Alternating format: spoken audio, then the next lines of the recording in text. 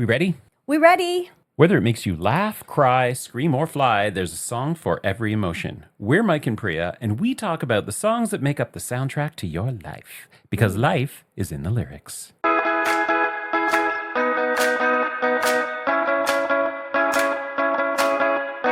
Hello, little listeners. I'm Priya, and I'm here with my bestie, Mike, and you're listening to Life is in the Lyrics. Now, Mike, I thought, we haven't done this in a long time because we just assume that people who are listening have been with us since the beginning. Yeah. But I thought maybe it would be useful for some of our new listeners. Bueller. Mike is frantically looking for that goddamn crickets button.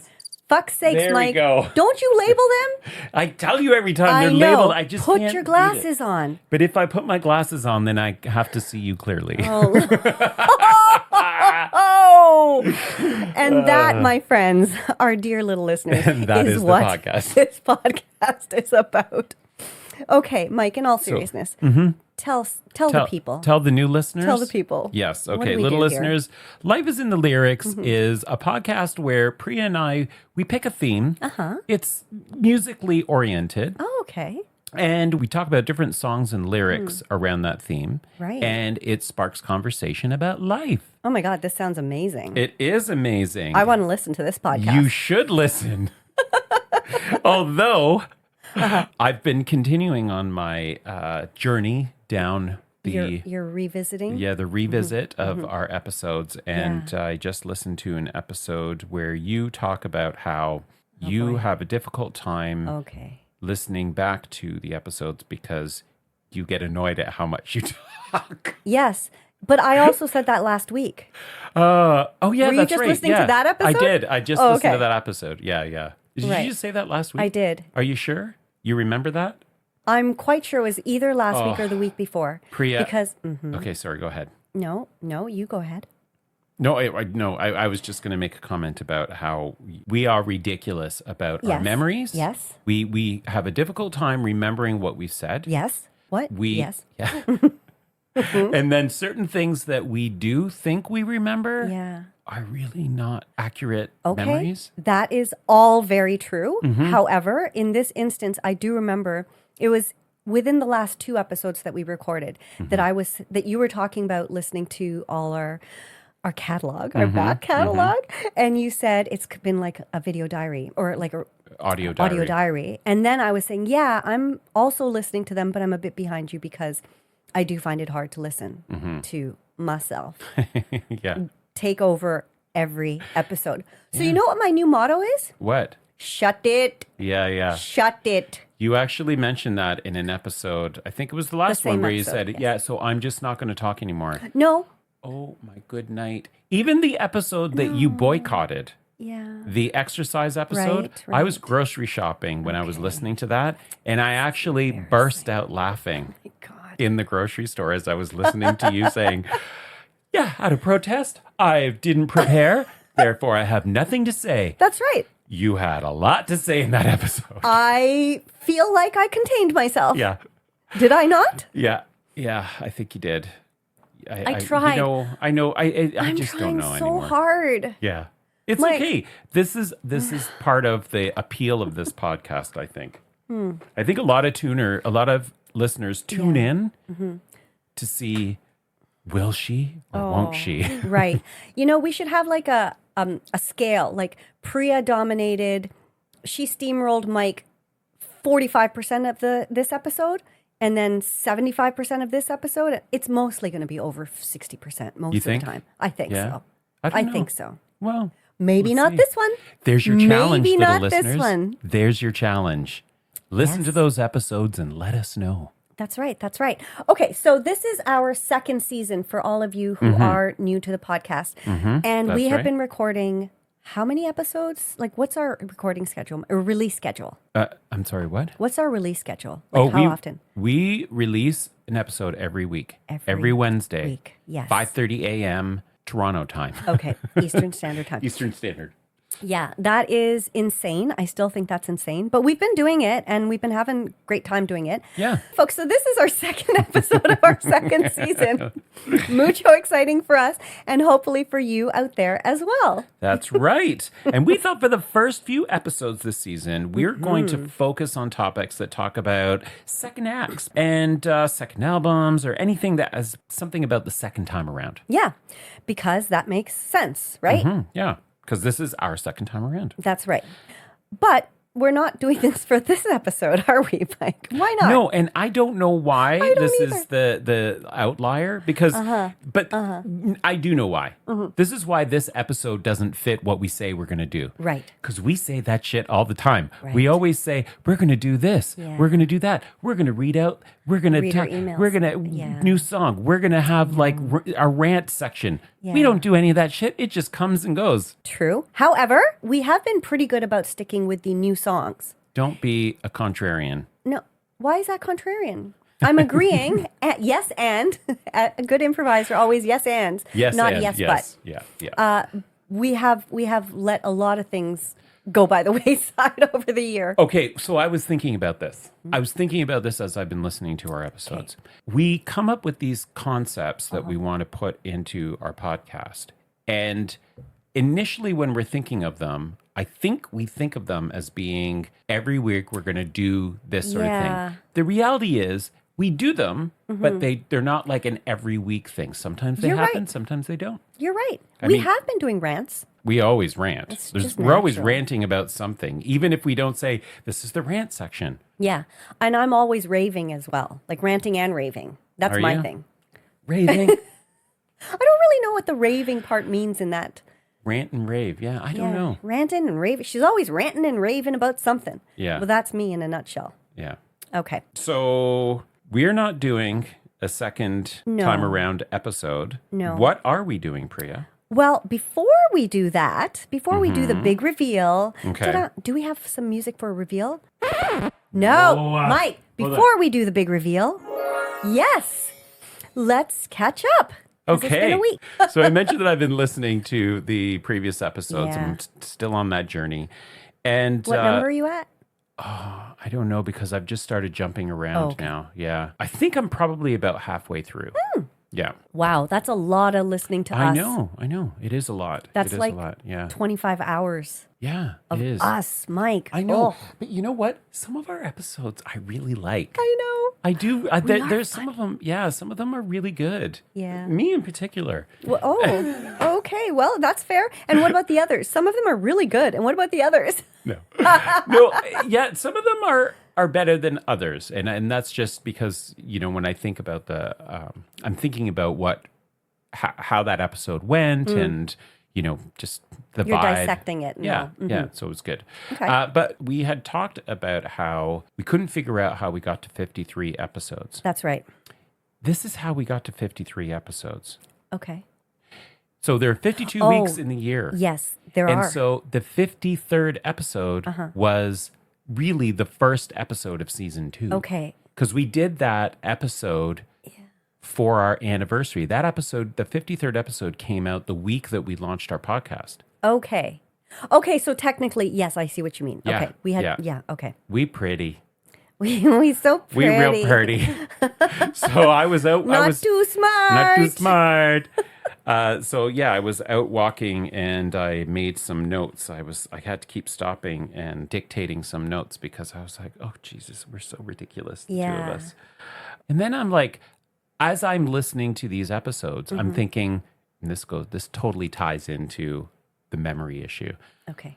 I stop as I'm listening to this one episode where we say we're really excited because next week we're going to do an episode and it's going to be a listening party for the Taylor Swift album. Right. So I stop what I was doing and I put down in my note, listening to our episode on exercise. Oh, boy. And we said we were going to do an epic didn't do that. listening episode for Taylor Swift album. We didn't do that. We said we were going to do that? Yeah, we did. What does that even mean? Hang on. Okay. I said, we Shut didn't it. do a reaction episode. So we should probably think about what we say we're going to do next, or actually do what we say we're going to do next. So that episode ended. Okay. The next episode came on, Yeah. and it was a reaction episode to it wasn't really reaction, but we did talk about the life of Ophelia, and we went into detail about that album. So Yeah. again, I totally forgot that we did that episode on. I'm so confused about what you just said. I have no idea what's happening. What do you mean? So are you talking about in our back catalog, we talked about doing a listening party for the Eras tour? No. For the, Ophelia. for the Fate of Ophelia. Ophelia. The Life of a Showgirl. God Life damn of it. a show. Yeah. Yeah, can I Love tell it, you love it. that song, Fate of Ophelia, has been stuck like glue in my brain for like 2.5 weeks. I'd wake up with it playing. I'd go to sleep. They're earworms, these they are songs. earworms. And in fact, in that episode where we talked about that album, I had said that I wasn't so keen on it when I first listened, but we recorded the episode about a week after it came out. And you had said in that episode, you're glad that we waited because I had said, after sitting with it for a week and listening to it, there are a bunch of earworms in that album. And you were a little bit sick. Like you were a little under the weather when you first listened to it. So you were kind of like a curmudgeon. I was a cranky bitch. You're a cranky bitch. Yeah. Okay. I'm glad you said it, not me. Yeah. So anyways, that was just, I've been listening and I've been making notes and thinking about, oh yeah, this is How we could do better, Yeah. be better. Be better. Uh-huh. Melania, not gonna happen. be better. It's not going to happen. Wasn't in the first Trump presidency wasn't that Melania's big thing? The first lady, be better. Is that what that was her? That was her thing. The like- two of them failed miserably. They sure did. Still failing. But there's always time. Anywho, yeah. So how's your week been? Okay, so I have a couple of things. First of all, So busy these last couple of weeks. it's been really busy, and time is like moving so quickly in a way that it's kind of freaking me out because what's the date today? Like the 15th? It's the 16th. In 2 weeks, I'll be in Vietnam. In 2 months, I'll be in Vietnam. 2 months. It's going by so fast. Anyways, I would like to say, what are your thoughts, Mike, on clairvoyance? Clairvoyance? Yeah, I went to school with her. Thank you. Well done. Okay. Clairvoyance is kind of like when you kind of are receptive to things that are coming in the future. Like you sort of can see things. Okay. Here we go. So here we go. Okay. Here's a few instances of things that have happened recently. Okay. I was talking to Danielle about, let's go we were talking about how last year for New Year's, we went to Montreal and we had this amazing spa day where we got high and we got massages in this spa where they had like baths, water bath, like, hot waters and Just listen to that all that. episode. Okay. And, and how it was one of the best fucking massages we ever had, first of all. But we were talking about trying to replicate that. And I said, the best spa with water therapies that I've ever been to is in New York. And it's called the Air Spa. And it's like you're in this big cavernous, like a cave where the ceilings are, I swear to God, like 3 stories high. There are hanging candles all over. So it just feels like you're in this glowing, beautiful, massive Roman baths or something with all these different waters. And then there's an area with just salt. You can just salt your whole body and they massages and everything. I said, that's the best spa that I've ever been to. I wish they had one in Toronto. Like 2 days later, I'm scrolling on Instagram, Air Spa opening its new location in Toronto. Oh. Yeah. Huh. Okay. On the way here last week to record, I was not in a very energetic mood. I can't remember what was going on, but I was kind of You were like, crazy busy that week. maybe that's what it was, but I just felt like I need to amp up my energy. I wish, what I need to do is I need to play that song, What a Song Should Do, or What a Song Can Do. I can't remember what it's called. I think it's called What a Song Should Do. I was like, forget it. 2 minutes later on the radio, what song comes on? Oh. Out of the blue. Huh. It's an old song. It's like 10 years old. So it's not like it's in high rotation. And then this week, like 3 days ago, I was thinking, you know what?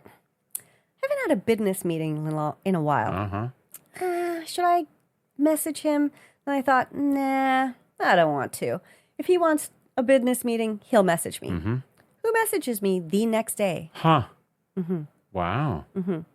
So this is my case. Wow. Yeah. Well, Well. do you think that you have some sort of superpower? I wouldn't say it's a superpower. I would just say, like, there are times, and even when I'm high, I have a high thought I have to share with you. There are times when I do wonder, like, why do we have those weird thoughts when we're high? And I was asking Danielle this in the car yesterday, and she goes like, I think it's because we are accessing a part of our brain that maybe we just don't really use when we're not high. And I said, so I think that there's a lot of truth to the fact that there's so many parts of our brains that we don't use. And I don't think I'm like psyching like everybody, all of us, our brains. Yeah. Okay. Not that I have more than one. Well, you are really smart. I'm like super intelligent. I've done like many IQ tests. Anyways, I'm just saying, I think that there's something to the fact that maybe our brains are more receptive. I don't know. Yeah, I don't know. Yeah. Well, I have a theory about getting high and clarity. Yeah. Or things that you think about when you're a little high. Okay. Because when I used to do the CBD jellies, yes, I used to do them because it would help me kind of relax because I'd be so stressed out and I would have a hard time sleeping and calming down and just chilling. And my theory on that is that when you are high, depending on your high, what it does is it calms down the noise that you're not even aware of in your head. That there's all of this noise rattling around. It's like distraction. So there's lots of distraction. So when you're high, it kind of calms down the distraction and you're able to think about things differently. Or there's clarity around some of the thoughts because you don't have a bazillion things happening. Firing like off your at to-do once. list and you've only got like a few things. So you're like, oh yeah, there's that thought that I had and I hadn't really explored it. And all of a sudden your brain is. So that's my theory about that. I like that theory. That actually makes a lot of sense to me. But do you always just hold on to one thought when you're high? Like, don't you just have sort of like these interesting, different thoughts that keep coming in and out? If we can replay some of our episodes where you talk about when you're high and you're thinking and then you're doing something and then you get distracted because you start thinking about something else and then you're like, wait a minute, what was I doing? Get your hand back down there. Oh, remember that episode? I do. Yes. Oh boy. So I don't think there's only one thought, but I think that you have room to think about some of these things. So it's not like there's only one thought, but instead of, let's say you have 100 thoughts happening and then you are high and now you've got 20 thoughts happening. It's like, oh, these 20 thoughts I actually see. They're not rattling around distracted with all the other things bouncing around in my head. Do you ever revisit high thoughts when you're not high? Like, do you ever think the next day, like, oh, I was thinking about that and that's actually really interesting? Or do you just think, oh my God, what was I on about? I revisit your high thoughts. Oh God. Because I really don't get high. Yeah, you don't do that anymore. I don't do that. So, yeah, so no. Okay. The answer is no for me. Okay. All right. So where I thought you were going with this clairvoyance thing was in a couple of episodes ago, you were talking about how when I'm talking, you know what I'm going to say. Right. And then and you can see, you know exactly what I'm going to say next, and you know what I'm going to say next. And we did, I think there were about 4 or 5 episodes after that where the two of us were just needling each other about that. And I was joking about how in a lot of episodes, I think I'd said how you will ask me a question like, oh, is it because of this? And I'd be like, no, that's not where I was going. But as I've been listening to our episodes, I do that with you all the time. Right. I do. I'm constantly like, is that because of this? And you're like, no, that's not. No. I think that's a natural thing. Like that's anticipatory, right? Yeah. But what I'm saying, and I'm going to show you a skit from SNL that illustrates what I'm trying to say when I say that. Okay. Is this the one where they're doing the song? Yes. Yeah. Okay. Because that's what I'm trying to say. It's not that I know what you're going to say next. Like, oh, I just know you're going to talk about your favorite song or Dancing in the Dark by Robyn again. No, it's more that while you're talking. Dancing on My Own. Right. Is there a song called Dancing in the Dark? Oh, that's Bruce Springsteen, isn't it? That's the song that made Courtney Cox famous, isn't it? Yeah, okay. Anyways, we've gone on about this long enough. Now, I know that we're going to get to the episode, but before that, you do have a new song. I do have a new song, Ooh, yes. This is Can't exciting. wait to play it for you. Okay, so we will be right back. Okay,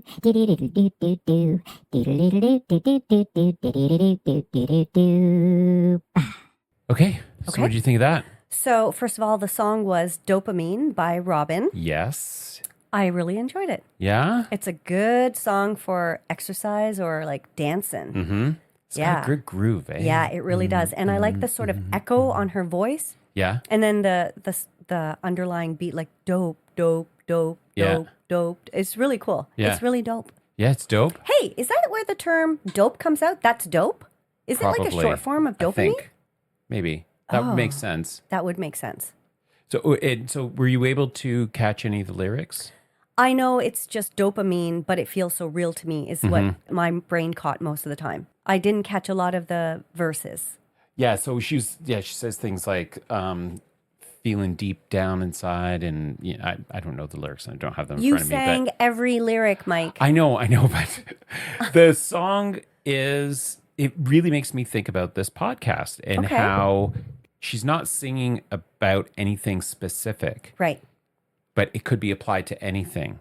Because she talks about when she reaches deep down inside, she feels whatever it is that she's feeling about whatever's happening. Yeah. And whatever it is, it's like spiking her dopamine. And I think about music that way and how music really does spike the dopamine and it makes you feel. Yes, because then when I looked up, as I was listening to the song, when I looked up what is dopamine, it is, the feel-good hormone or whatever in your brain, neurotransmitter and hormone. But then it says like ways to increase your dopamine are through things like regular exercise, getting enough sleep, and listening to music. There we go. So you are correct. I see why it reminds you of the podcast, because we do often refer to how music can help our mood or change our mood. Yes. As needed. I would add to that. Please do. Listening to Life is in the Lyrics will also spark your dopamine. Yes. Spike your dopamine. That's very true. Yeah. That's why I add that. I added that one there. Excellent information, scientifically proven. So there we go. Add that to your workout playlist. Yeah, do it. Do it, folks. Yep. Yep.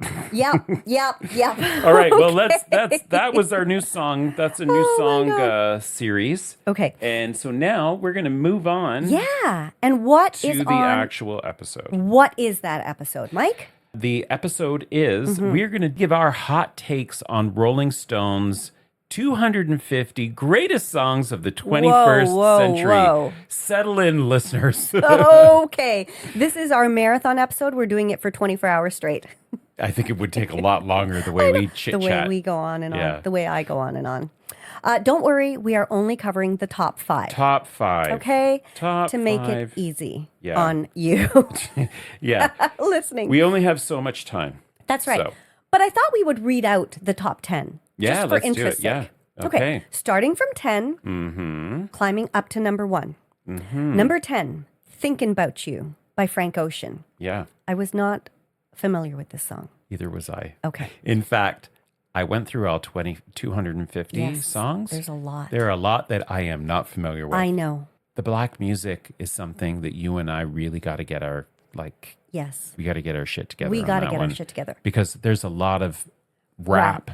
R&B. On this list, R&B, and it's over my head. Yeah, I do listen to, I love R&B, but I think I tend to listen to classic, 80s, 90s R&B more than current R&B, but I'm starting to listen to more of that. So yes, I think you're right. We need to expand our horizons a bit. We are way too white. Okay. Number 9, Toxic by Britney Spears. Yeah. Number 8, Idiotech by Radiohead. Chirp, chirp, chirp. Yeah. Okay. Number 7, All Right by Kendrick Lamar. Number 6, Dancing on My Own. Dancing on My Own. Yes, by Robyn. Yes. Which apparently, as you were listening to our back catalog, you said you bring up many, many times. Yes, I do. I do wonder why that particular song.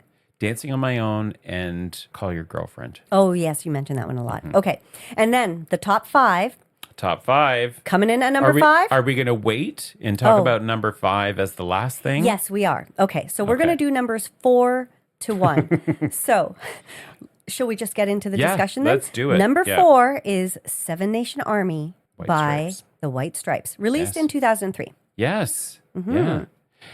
So let's just talk a little bit. How did this list come about? Did you do any extensive research on that? I read the preview of like how. Okay. What I can tell you, because I didn't actually look into how the list came about, but I know that the list has been reinvented many times. Yes, yeah. So they did this, I think like 10 years ago. They started it doing this top list of the 21st century many, many, many years ago, and they have revised it, I think 3 or 4 times over the years. So this version was released in at the end of 2024, I believe. But it kind of just came out. I mean, it was just... Well, the article's dated October 2025. October 8th, but yeah. Yeah. And that's why I thought we should do this early on in our season 2, just because it's relevant in terms of when the updated list was released. Yeah. Well, in their kind of like preview before they go into all the songs, there's a paragraph that stood out for me. Right. We had plenty of arguments while putting this list together. Okay. And while we enjoyed every minute of it, it's a list of songs, not artists. So we mostly avoided repeating multiple tunes by the same performer, although that is not true. That is not true. Because Beyonce shows up a lot. 6 times. Yeah. You know who shows up more than her? Kendrick Lamar. The Beatles. Oh, the Beatles. Yes, Oh, okay. that's 7. But some musical masterminds just had too many classics to deny. If the universe wants to give Lord both ribs and green light in the same career, you can't tell it not to. And Lord did show up several times. Every fan would have a different list. That's the point. But this list sums up an era where there are no rules to follow, no playbooks to obey. Nobody made this list by playing it safe. So read on, turn up music, explore, and get your freak on. Yeah. And did you read the list of people that contributed to this? Making this list? No, I did not. There's got to be like 50 people on this list. But It's they're all insane. from Rolling Stone magazine, right? Like, are there artists that were involved too? Honestly, I don't. I was thinking about going into like doing some digging on who these people are, but then I thought, well, what? There's only so much time in an episode. Well, We don't know these people. yeah, they're good enough to put the list together. Who am I to say? Well, Yes. Jeffrey, blah, blah, blah, he contributed. Well, who the fuck is he? Well, I don't know, but obviously he's smart enough to know that he knows some music. So. What we do know is that these are well-respected music journalists Yes. who know their genre. I mean, they know their music they know catalog. their industry. Yeah. Yes. They know their industry, yeah. I will make a correction that Beyonce and Bob Dylan both have 7 songs on this list, which is shocking to me because Bob Dylan is still making music in the last Is he 25 still alive? years. He is still alive, I believe. But I did think that was weird because this is the this is the 250 greatest songs of the 21st century so far. And I didn't know he had been I thought kind of that he'd stopped making music in like the 70s, 80s. Well, when did the 21st century start? Wait, isn't it from like the year 2000 onwards? I don't think it's the 21st Oh my century. God, we are showing our... I don't think Well, it's... you look that up while I correct what I was trying to say, which is that Beyonce and Bob Dylan both have 7 songs on this list. The Beatles have 11. I mistakenly said that the Beatles had 7. And I'm not surprised that they are on... You know what? And then that makes me think, obviously, it's not... It's got to be of the... 250 greatest songs of the 21st century. But when did the 21st century start? Well, it I started guess in year 2000. But the Beatles weren't making music in the years 2000. Well, they just got nominated. They just got a Grammy for some song, didn't they? I am so confused right now, so let's just move on. Oh my God. Okay. So, Okay. 7 Nation Army by the White Stripes, released in 2003. Yeah. What I thought was cute about this is that the title is sort of a play on how he used to misspeak Salvation Army. Yeah. That's cute. I know. I thought that was cute too. So did you know this song? I did, yes. Okay. Yeah, it's a great song. It is a great song. It is for me, because I wasn't a big White Stripes listener. Same. This was the song. This is a song that basically when I This hear is it, I'm like, quintessentially- yeah, this is the White Stripes. I was not familiar with it, but I also do like it. It is very catchy right away. I also, when they came out, I was crushing on him, and I don't know why. Oh, should we look at photos of him back then? Yeah, it's not like well, I shouldn't say I don't know why. He's just a sexy kind of rock and roll guy, Yeah. Okay. in my view. Yeah, he's got an interesting haircut. It's not the kind of guy I would have thought you would think is hot. there's something kind of sexy about him. Yeah, he has that And- kind of punk vibe. Like, Yeah. I don't give a fuck. It's Yeah. kind of sexy, right? Yeah. Yeah, this song has a really cool kind of vibe, very retro, kind of 70s rock vibe, which maybe that's their entire vibe. I don't know of their catalog enough, but this song certainly gave me that. They were like huge in the early 2000s, and then they broke up, and I think he was doing his own stuff Okay. after that. I don't know what she did. I don't know where she went. And are they back together? I don't think so. Oh. I don't know. Again, like I don't know enough about this band to know whether they are, What's back going together. on with them Like, now? what's going on with them? I Yeah. know that they were bandmates before and then they started a romantic relationship, and this song is partly not really related to that, but it's about gossip and how gossip can kind of take over people's lives. So Jack stated, the song's about gossip. It's about me, Meg, and the people we're dating. I have nothing more to contribute on that. But I did like one lyric Yeah. I can read. I'm going to fight them off. A 7-nation army couldn't hold me back. They're going to rip it off, taking their time right behind my back. Yeah. Gossip gals. Yeah. It's got to be weird being in that kind of industry Yeah. where people are talking about you and they don't really know you. And All celebs, right? Yeah. They probably just watch from behind their phones, like reading the Instas and all the things that people are commenting on. They're like, this is not me at all. yeah. Or maybe it is. Or maybe it is. Maybe What do it we is. know? What do we know? All right, let's move on. Let's move on to number 3. Beyonce. Beyonce makes it to the top 5. Crazy in Love. Her and Featuring Jay-Z. Jay-Z. Again, from 2003. Mm-hmm. What do you think about this song now? This is a banger. It really is. I mean, it really is like... Ba, ba, ba, ba, ba. Yeah. Ba-da-ba-ba. It's one of those songs that I think it's obviously aged well. And it aged well in that it's still got that kind of like you hear that opening, Yeah. everybody knows. Yep. It's a like a wedding. It's a song that they'll play at weddings, but it's also a song that can be played in the clubs. That's right. Listen And to it will me be played in the clubs. I know, When was as the last if we time go I've been to to a the club. club? But I would imagine this would still get played in And certain if we clubs. were at a club and this came on, we'd We be would like be rocking like- out on the yeah. dance floor to it. Yes, I love this song. Mm-hmm. And the lyrics, which I'd never really paid too much attention to before, but I read all the lyrics to all these top 5 songs. And this song has some really good lyrics. All right, read them. Oh, okay.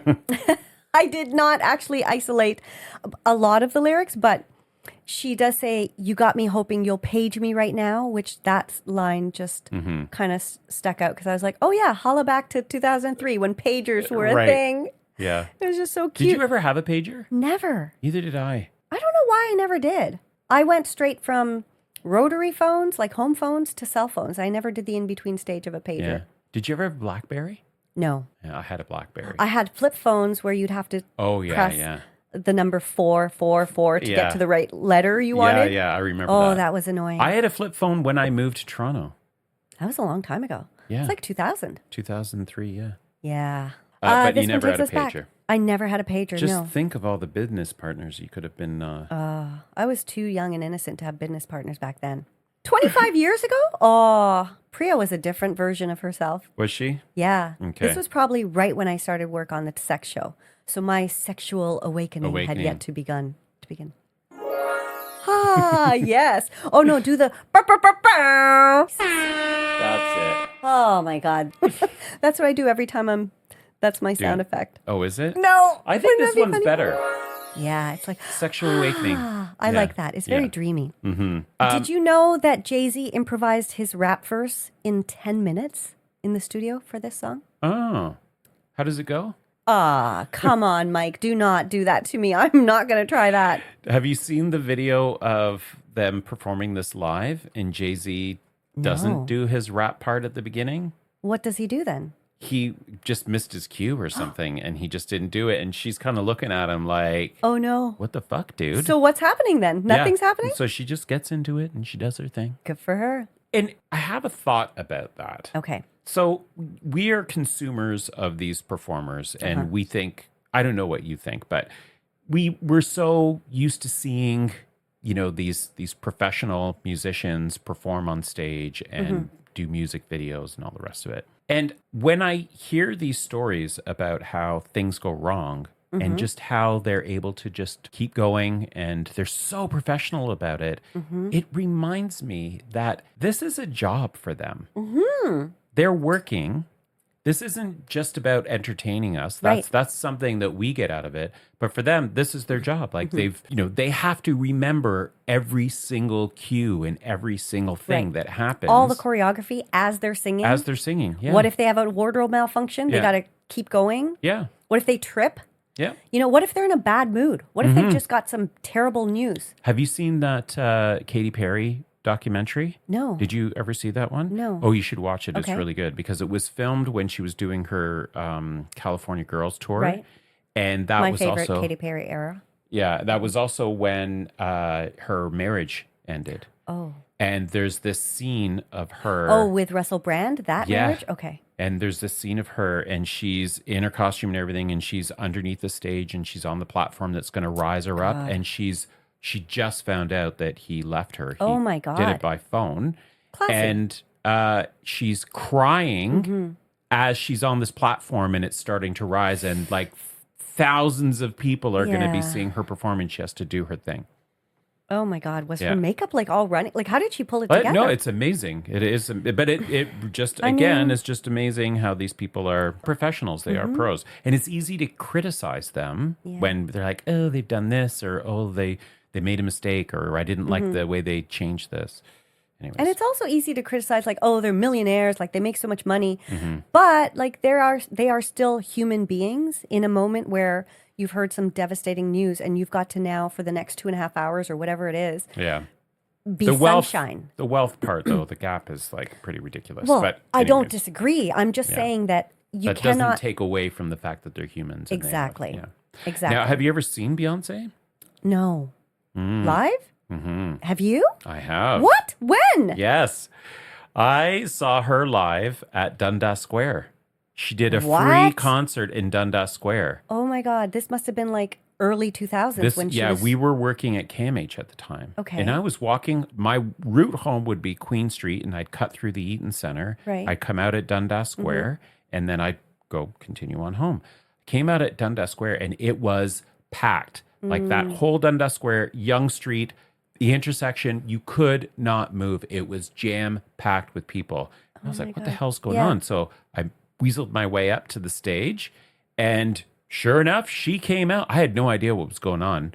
She came out, and the crowd went bananas. And I stayed for like 2 songs, and then I'm like, okay, this is really intense. And if something happens, there's no way to get out of here because you were jam-packed. So I just weaseled my way as far out as possible. How was she though? She was Live? amazing. I bet. Yeah.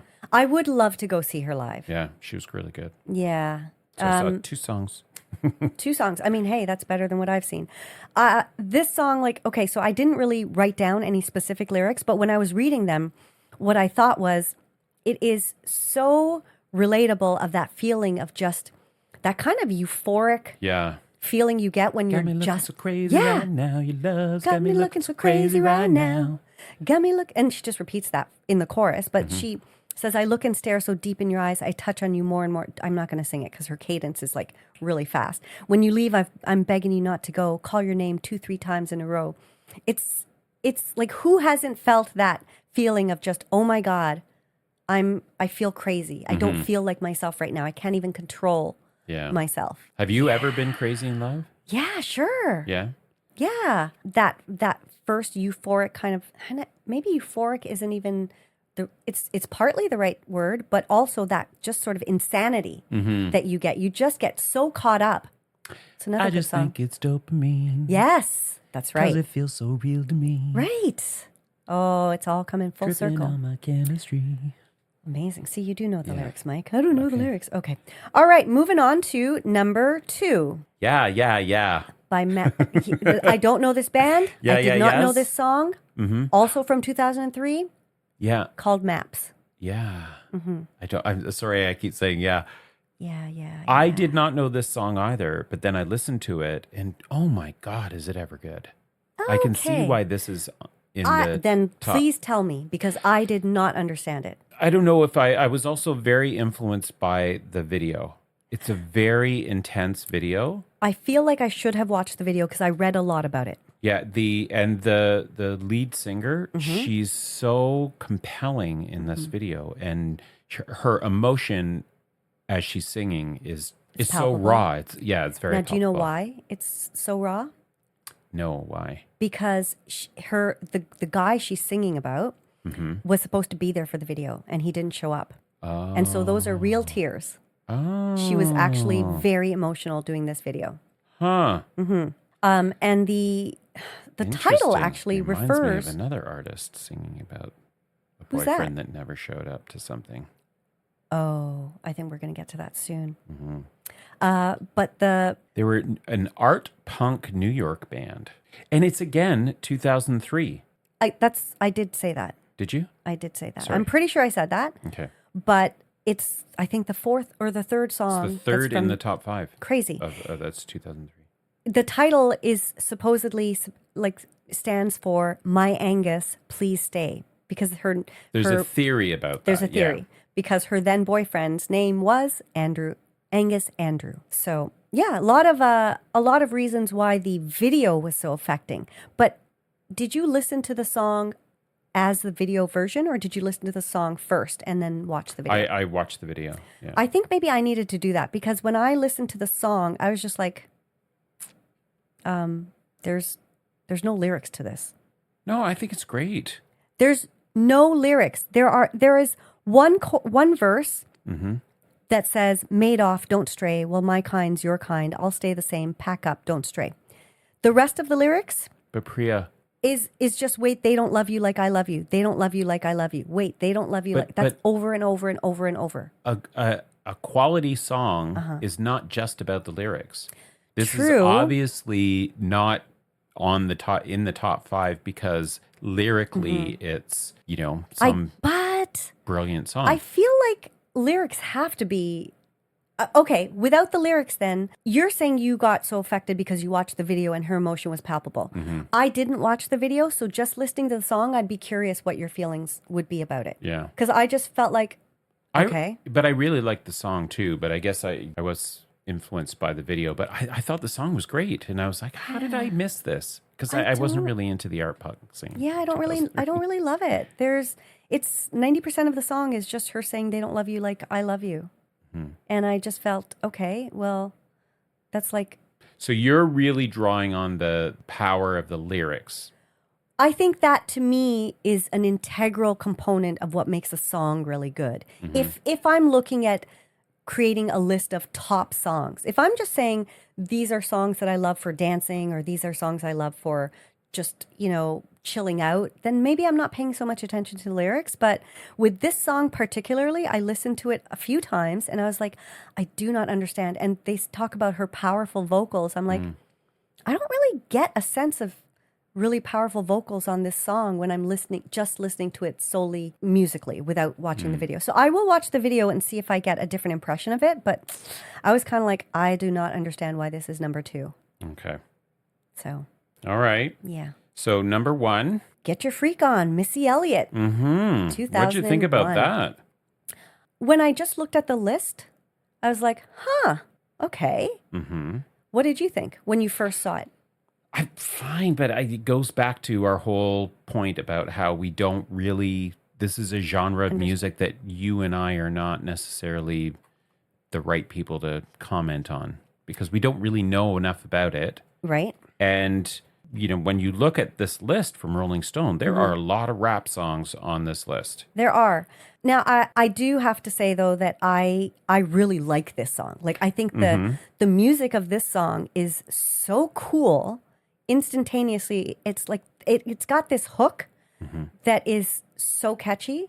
I love that she incorporates like Japanese and some Bhangra beats way before it was kind of cool to use music from different cultures. But the Bhangra beat is a key part of this. Dun, dun, dun, dun, dun, dun, dun, dun, dun, dun, dun, dun, dun, dun, dun, dun, over and over. That's like throughout the whole song. And then you can hear sort of the tabla drums. Like the kind of drums that they use on this are very It's like it's hand drumming, right? And that is also a really important musicality from Bhangra, Punjabi Bhangra music, which I don't know a lot about, but I know a little bit about. So I found this song to be just a really cool sounding song that was, I think, way ahead of its time in terms of its musicality, and which even now I feel is very cool sounding. So I loved that about it. And I was like, when I don't listen to this song, but when I heard it, I was like, I know that song. I've heard the song many, many times. So I may not understand the genre enough, but I did think it was a very cool tune to be number one. Maybe not the song I would have picked for number one. Yeah. Well, that's what they said, though, at the beginning. There's no rules. Everyone's list is going to be different. I think it would have been really interesting to be in the room to hear these people talk about and come to a consensus on this being the number one song. Like how in that top 5, there must have been a lot of discussion about the top 5 because they're so different. The songs in the top 5 are very, very different. Like genre-wise, right? If you think about Get Your Freak On, total hip-hop rap song, and then Maps, what is that, like alternative punk rock? Art punk. I don't even know what art punk means, but I know what punk is, kind of like art punk, okay. And then Crazy in Love, would you call that R&B? Or kind of hip, R&B pop? Crazy in Love, I would say, R&B pop. Yeah, and then Seven Nation Army, again, sort of alternative. Yeah. So all over the place, which I think is very cool. But let's get to the number 5 song. Yes, Mike. little listeners. So, okay, well, we rushed through those 4 because the 5th song on the list is... Say it, Mike. Taylor Swift. Yes. All Too Well. The 10-minute version. Is it the 10-minute version? It is the 10-minute version. All Too Well 10-minute version became a massive phenomenon. It doesn't say 10-minute version, and 2012 was not the 10-minute version. So it's All Too Well 2012. That's not the 10-minute version. It's not? No. They're not talking about that one? No, because 2012, that would have been the short version. So their description, Taylor Swift's toughest, rawest, most passionate heartbreak anthem, All Too Well, began as a 5-minute steamroller on Red. A pained love story summed up by the lost scarf her ex still keeps in his drawer after she left it at his sister's house. It became a fan favorite, but never a hit or a single. For years, she wouldn't even sing it. It was about something very personal to me, Swift said. It was very hard to perform live. She thought she'd finished telling this story, but nearly a decade later, she reworked it for Red, Taylor's version, digging up the lost verses of her 10-minute draft, tearing up her own masterpiece to create something new, All Too Well 10-minute version. Okay, so they are talking about the 10-minute version. Well, even though it originally came out. But the date on the song for number 5 is 2012. Well, I think because that's when it was released originally. But they do talk about it, the reworked 10-minute version. Okay. So... She's digging her heels in, listeners. Well, because they referred to it, that's what I then was looking into.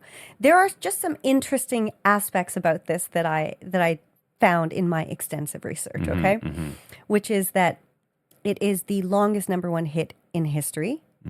I was surprised with that one, actually. What, that it's the longest number 1? Yeah. Not that it's been on the top of the charts the longest. Oops, sorry about that. It is, duration-wise, it is the longest song at 10 minutes and 13 seconds. Oh, okay. Yeah, sorry, that I should have clarified. I was confused by that too, so I looked it up and I was like, it is actually not the top, and then it clarified. So Jake Gyllenhaal, who this song is supposedly about, he refers to this song. I mean, he eventually commented on this song. But what's interesting is that the 10-minute version was released in 2022? He did a photo shoot in W Magazine in 2022 wearing all red and red heart glasses, the same glasses that she's wearing in her video for her song 22. Oh, right, yeah.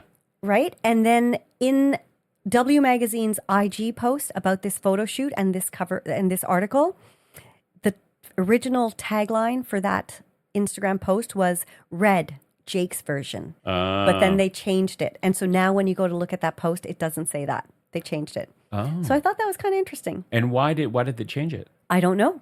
Fan reaction, or maybe he didn't like that they were trying to say that this is his response. I don't know. I just thought that was kind of interesting because November 12th, 2021 was when it was released. So, okay, so just a kind of a cool little piece of trivia. Yeah.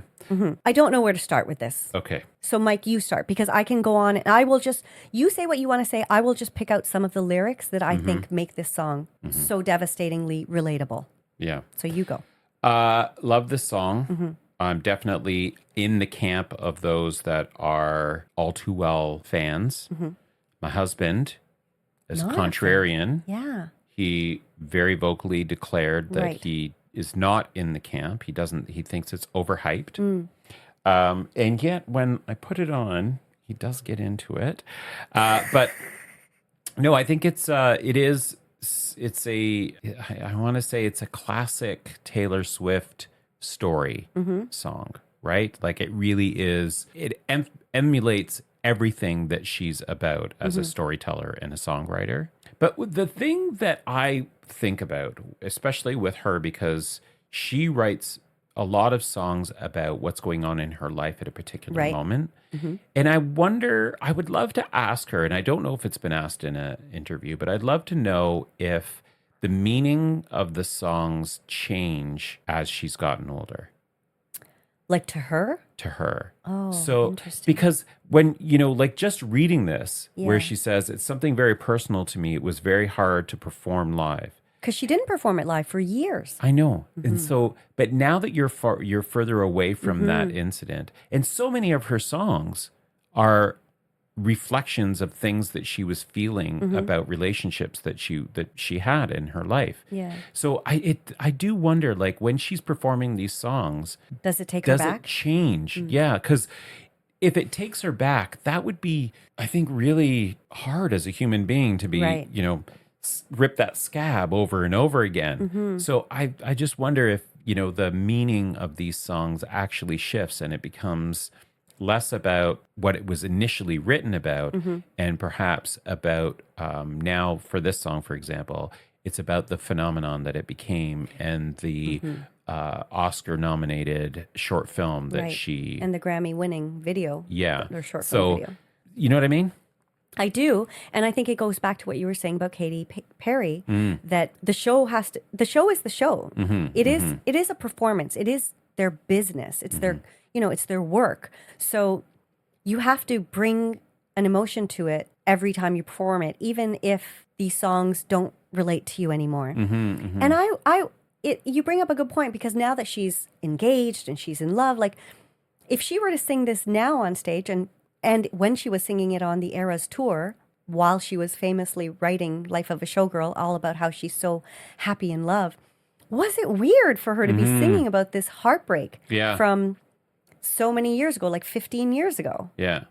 Well, and she does, but I mean, you think about the whole Eras tour in general and all of those songs, so many songs that were written about particular, how she was feeling about that heartbreak.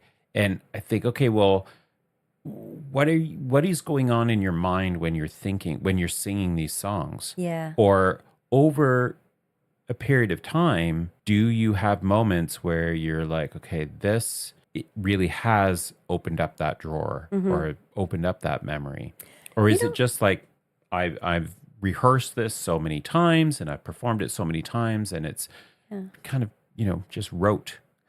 I wonder, and I feel like, even for us listening to our episodes over again, I wonder if it's the same for them. It's kind of like a diary. It's like a diary of their lives. And so they get to kind of revisit these younger versions of themselves and kind of think back. I don't know. I think there must be some kind of sweet and sad nostalgia to it all. But what I think makes this song so amazing is that it is such a relatable and epic look at a love story from beginning to end. And one of those love stories where you break up and then you make up again, and it's not the same because it's been broken. And I just think it is so incredibly relatable, like so many of these lyrics, and I'm just going to read out a bunch of them. I'm a soldier who's returning half her weight. I forget about you long enough to forget why I needed to. You kept me like a secret, but I kept you like an oath. I was thinking on the drive down, any time now, he's going to say it's love. You never called it what it was. You call me up again just to break me like a promise, so casually cruel in the name of being honest. I'm a crumpled up piece of paper lying here. Oh my God, time won't fly. It's like I'm paralyzed by it. I'd like to be my old self again, but I'm still trying to find it. I just think, and then the last one, just between us, did the love affair maim you too? I mean, these are like individually, each of these lyrics, I feel like you could build a whole song around them. And collectively, like there's so many lyric after lyric after lyric that just pound you with the beauty of falling in love, like the being in love, and then the feeling like this doesn't feel right and I feel like I'm not being seen or respected. It gives me all the feels of an entire relationship every 10 minutes that I listen to it. And I listen to it. As you're doing your chakras. In my chakras. Doing my Shavasana. Shavasanas. But chakras is good too. Yeah. So I don't know. I just think it's an incredible song.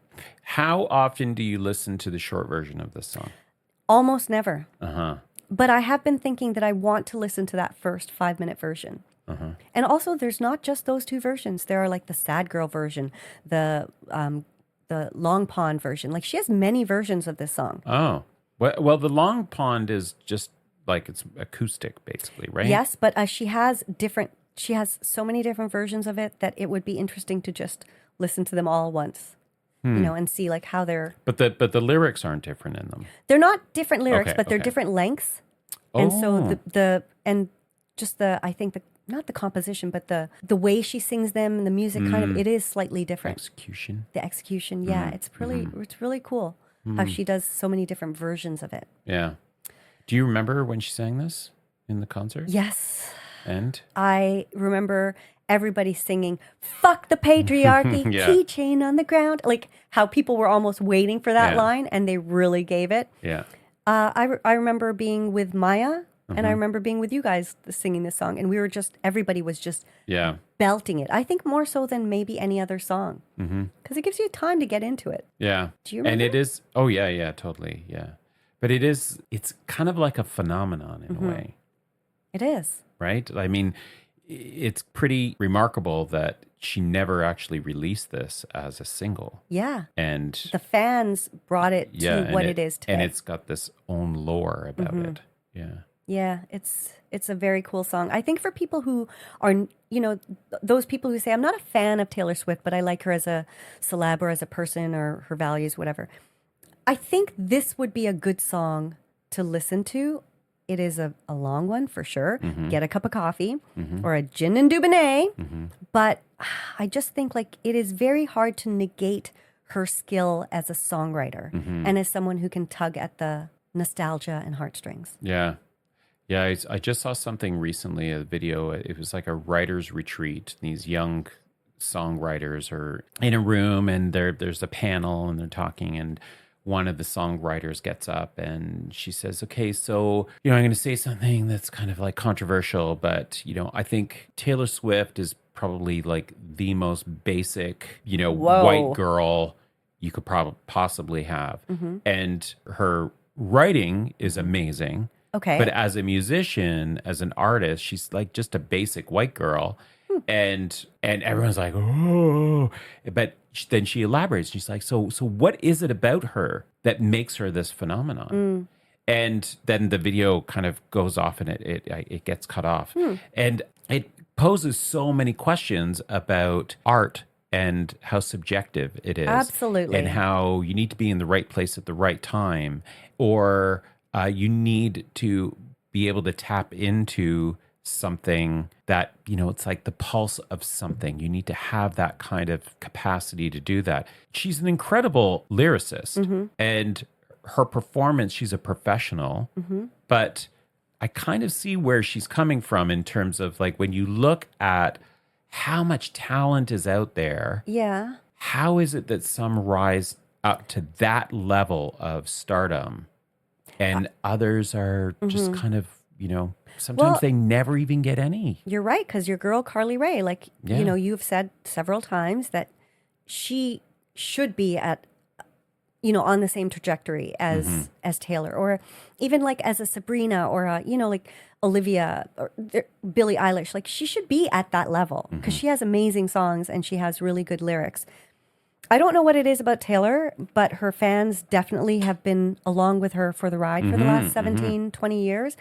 I think also key to it is that she changes a lot. Like her musical style changes. She went from country, then she turned to pop, but even her pop styles have changed. She went into more of like a folksy pop. Like she grows and develops and changes her style, which I think makes it easier to grow and change with her as opposed to like outgrowing her. Yeah. You know? Anyways, we could go on and on and on and on about this, as we both know all too well. All too See what I did there, Mike? You did. Okie dokie, All right. but- Well, little listeners, that was our review of the top 5 Yeah. of the 250 Rolling Stones Greatest songs of the 21st century. so far. So far, Yes. what do you think? What Let do us you know. think? How can would they do that, Mike? You can slide into our DMs Yes, you on can. Instagram at The Little Podcast. That's the LIITL podcast. Or you can. Email us at lifeisinthelyrics@gmail.com. Yeah. All right, folks, we will be back same time next week. See you next Wednesday. Bye.